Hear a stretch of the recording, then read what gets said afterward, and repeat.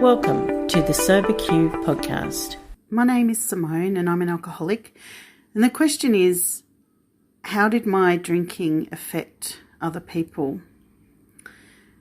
Well, the answer I've got for that for you is that it did affect other people. In fact, it affected many other people. And it first started doing so when I was actually quite young, in my mid-teens, and I went to a party that I was not supposed to go to and got very drunk, blackout drunk, and became quite ill. And my sister, who was also at the party, was really concerned and worried about me, and there were quite a few people there worried about me. And I came through that, but I really had no consideration at all for anybody, any friends, my sister, or anything. My only concern was myself, and to be honest with you, that was the modus operandi with my alcoholism for the entirety of it. And I found out in sobriety, when I first got sober, that my parents had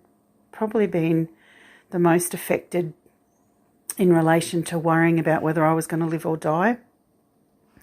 My mother often didn't know where I was for periods of days. I mean, at this point, I'm talking about probably my late teens and early 20s. I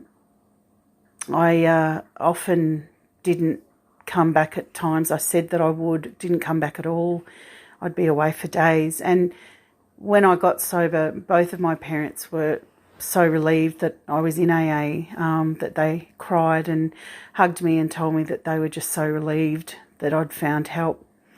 But in relation to affecting other people with drinking, when it came to my personal relationships, I lost several relationships because of my drinking. In particular, I had a partner for over 4 years, and he would tell me many times that my drinking was affecting him negatively and that I changed, and I just never took it on board, not once. In fact, after 4 years, when I revealed to him that I felt the reason I drank was because I was from an alcoholic family, and my father was an alcoholic, and I had some issues, and I probably drank because of the issues, but if I sorted out the issues, I probably wouldn't drink, which I've found out through going through the steps and some self-examination that that's an incredibly alcoholic justification and thing to say and way of thinking.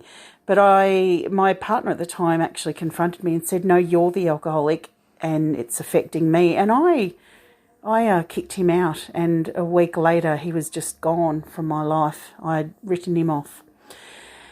My workplace, in my mid to late 20s, my boss confronted me and said she believed I was an alcoholic.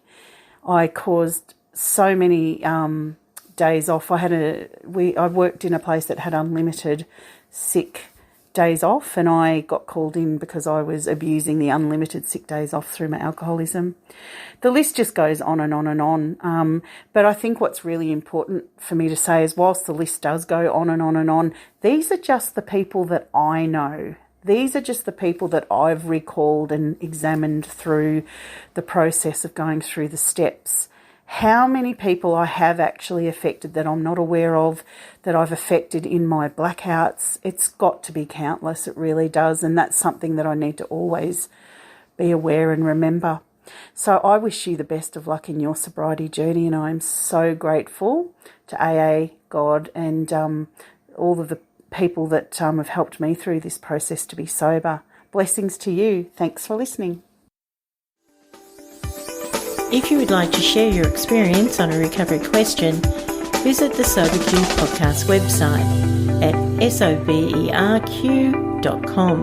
Thanks for listening.